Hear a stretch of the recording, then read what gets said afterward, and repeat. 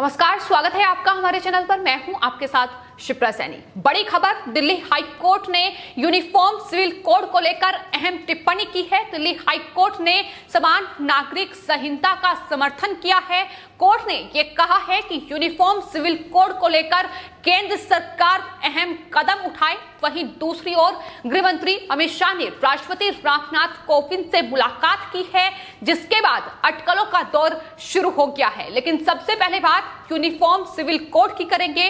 भारत में uniform civil code यानी समान नागरिक संहिता को लागू किया जाए, ये मांग लगातार की जा रही है। भारत में रहने वाले सभी व्यक्तियों के लिए जो भारत का नागरिक है, एक समान कानून होना चाहिए। भले ही वो किसी भी धर्म और जाति से क्यों ना हो, सबके लिए समान कानून होना चाहिए। इसकी मांग लगातार की जा रही है और अब इस पूरे मामले पर दिल्ली हाई कोर्ट ने बड़ी और अहम टिप्पणी की है। यूनिफॉर्म सिविल कोड को लेकर उसकी पैरवी करते हुए दिल्ली हाई कोर्ट ने यह कहा है कि भारतीय समाज अब सजातीय हो रहा है। कोर्ट ने कहा है कि समाज में जाति, धर्म और समुदाय से जुड़ी बाधाएं अब दूर हो रही हैं, वो मिटती जा रही हैं। ऐसे में यूनिफॉर्म सिविल कोड देश में लागू किया जाए, ये मांग, ये पैरवी दिल्ली हाई कोर्ट की ओर से की गई है और केंद्र सरकार से ये अनुरोध किया गया है कि इसको लेकर अहम कदम उठाए जाने चाहिए। आपको बता दें, दिल्ली हाई कोर्ट की जस्टिस प्रतिभा सिंह एक मामले की सुनवाई कर रही थी, जिस दौरान उन्होंने ये अहम टिप्पणी की है। दरअसल 7 जुलाई हिंदू मैरिज एक्ट 1955 से जुड़ी एक याचिका पर वो सुनवाई कर रही थी और ये पूरा मामला मीना समुदाय के 2 पक्षों के बीच हुआ था। इस पूरे मामले पर सुनवाई करते हुए उन्होंने कहा कि कोर्ट को बार-बार पर्सनल लॉ कानूनों में उत्पन्न होने वाले संघर्षों का सामना करना पड़ता है। ऐसे में देश में अब जरूरत है कि यूनिफॉर्म सिविल कोड को लागू किया जाए। सभी जाति और धर्म के लोगों के लिए एक समान कानून हो, ये मांग अब दिल्ली हाई कोर्ट की ओर से भी की गई है। उनकी तरफ से ये कहा गया है कि अलग अलग समुदाय, जाति और धर्मों के लोग जो वैवाहिक बंधन में बनाते हैं, इन टकरावों का सामना उन्हें करना पड़ता है और इस तरीके से मामला कोर्ट में आता है और कोर्ट में भी ये संघर्ष देखने को मिलता है। और यही वजह है कि ये अहम टिप्पणी दिल्ली हाई कोर्ट की ओर से यूनिफॉर्म सिविल कोड को लेकर की गई है। आपको बता दें, इस पूरे मामले की सुनवाई करते हुए कोर्ट की ओर से आर्टिकल 44 का जिक्र भी किया गया है। उन्होंने कहा है कि आर्टिकल 44 में समान नागरिक संहिता की चर्चा की गई है। राज्य की नीति निर्देशक तत्व से संबंधित इस अनुच्छेद में यह कहा गया है कि राज्य भारत के सभी राज्य क्षेत्र में नागरिकों के लिए एक समान नागरिक संहिता प्राप्त करने की कोशिश करेगा। अनुच्छेद 44 के सुप्रीम कोर्ट के फैसले का जिक्र करते हुए दिल्ली हाई कोर्ट ने यह कहा है कि केंद्र सरकार को इस पर एक्शन लेना चाहिए। हालांकि आपको बता दें, लगातार बीजेपी की कोशिश ये है, मोदी सरकार की कोशिश ये है कि देश में जल्द ही यूनिफॉर्म सिविल कोड लागू किया जाए। इसका जिक्र खुद गृह मंत्री अमित शाह भी कर चुके हैं और ऐसे में अब दिल्ली हाई कोर्ट की यह टिप्पणी अपने आप में बेहद महत्वपूर्ण है। जाहिर तौर पर मोदी सरकार पिछले अपने कार्यकाल में और अभी जो कार्यकाल चल रहा है उसमें कई अहम फैसले ले चुकी है। फिर चाहे वो जम्मू कश्मीर से आर्टिकल 370 खत्म करने की बात हो या फिर 3 तलाक का मामला हो, सीए और एनआरसी का मुद्दा हो, उस पर तमाम बड़े फैसले मोदी सरकार की ओर से लिए जा रहे हैं और ये माना जा रहा है कि सरकार का अगला कदम यूनिफॉर्म सिविल कोड को लेकर ही होगा।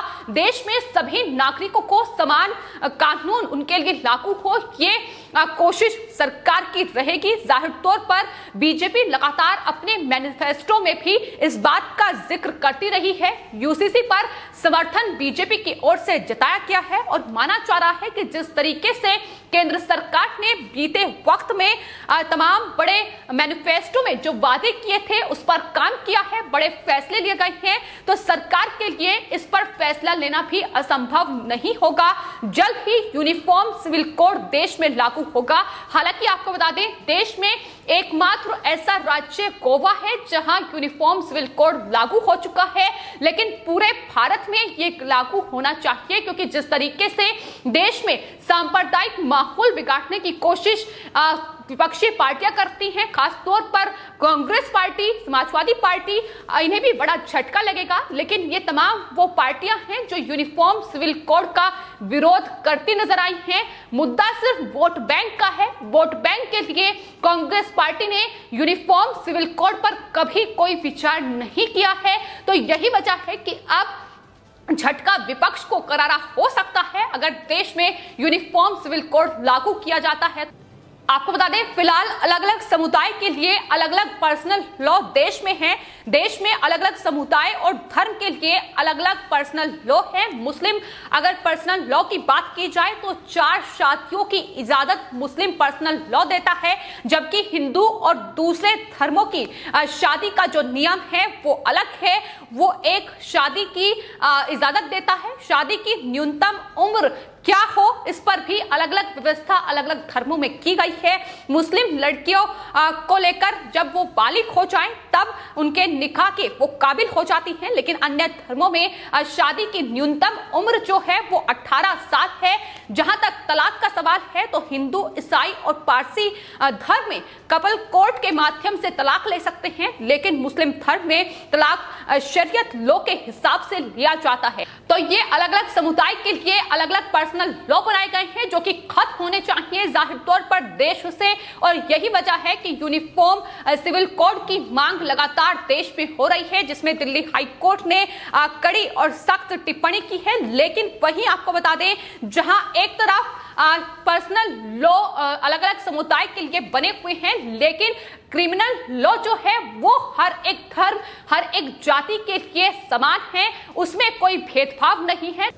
तो सवाल यही है कि जब सभी धर्म क्रिमिनल लॉ कोड को मान सकते हैं तो आखिर यूनिफॉर्म सिविल कोड को मानने में क्या ऐतराज है। जो तमाम लोग सवाल उठाते हैं कि ये जो कानून है ये लागू नहीं होना चाहिए। तो देश में जहां एक तरफ बीजेपी की कोशिश ये है कि मोदी सरकार की कोशिश ये है कि यूनिफॉर्म सिविल कोड यानी समान नागरिक संहिता का जो कानून है वो लागू किया जाए ताकि सभी को समान अधिकार मिले, समान कानून सभी के लिए हो। लेकिन तमाम विपक्षी पार्टियों से लेकर देश में तमाम ऐसे लोग हैं जो इसके विरोध में आकर खड़े हो जाते हैं। ये वही लोग हैं जो एनआरसी और सीए पर सवाल उठाते हैं। तो ये लगातार बौखलाहट भी है जो देखने को मिली है। लेकिन दिल्ली हाई कोर्ट की अब टिप्पणी ने ये साफ तौर पर बता दिया है कि देश में ये यूनिफॉर्म सिविल कोड लागू होना चाहिए। लेकिन इसी बीच आपको बता दें, गृह मंत्री अमित शाह ने राष्ट्रपति रामनाथ कोविंद से भी मुलाकात की है। हाल ही में कैबिनेट का विस्तार हुआ है, मंत्री पद बदले गए हैं। तो ऐसे में ये मुलाकात, जिसके बाद अब अटकलों का दौर शुरू हो गया है और संसद का मॉनसून सत्र भी अब शुरू होगा। और उससे पहले इस मुलाकात के क्या मायने हैं, इसको लेकर लगातार कयास लगाए जा रहे हैं। और जिस तरीके से यूनिफॉर्म सिविल कोड का जिक्र अब हुआ है, दिल्ली हाई कोर्ट ने ये टिप्पणी की है, क्या यूनिफॉर्म सिविल कोड को लेकर ही कोई प्रस्ताव संसद में केंद्र सरकार ला सकती है, इसको लेकर भी अटकलें लग रही हैं। वहीं दूसरी ओर जिस तरीके से बंगाल में लगातार सियासी हिंसा देखने को मिल रही है और बंगाल में राष्ट्रपति शासन की मांग की जा रही है, केंद्रीय गृह मंत्रालय के पास बंगाल हिंसा से जुड़ी तमाम रिपोर्ट्स हैं। तो ऐसे में क्या बंगाल को लेकर कोई फैसला हो सकता है? क्या बंगाल में राष्ट्रपति शासन को लेकर ये मुलाकात हुई है? ये लगातार अटकलें अब इस मुलाकात के बाद तेज हो चुकी है। अब कुछ बड़ा हो सकता है, क्योंकि ये मुलाकात साफ तौर पर यही बता रही है मॉनसून का सत्र शुरू होने वाला है और जाहिर तौर पर पश्चिम बंगाल की स्थिति, जिससे ममता बनर्जी बदलती नजर नहीं आ रही है। और यही वजह है कि ये लगातार अब कयास लगाए जा रहे हैं। लेकिन सरकार का अगला कदम क्या होगा, आपको बता दें, जो बड़े फैसले लिए गए हैं जाहिर तौर पर उसके बाद कोरोना महामारी के इस दौर में कोई बड़ा फैसला सरकार की ओर से लेना संभव नहीं हो पाया।